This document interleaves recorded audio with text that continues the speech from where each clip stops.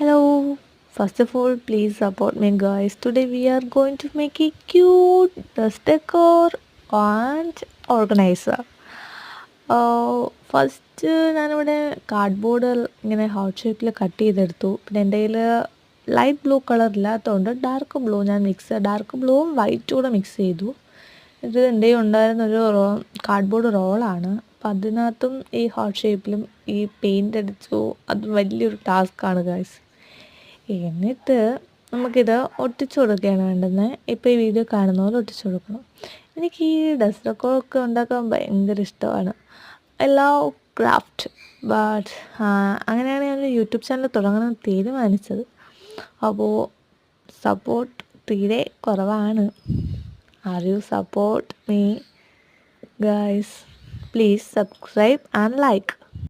അപ്പോൾ എങ്ങനെയുണ്ട് dust decor? Comment below.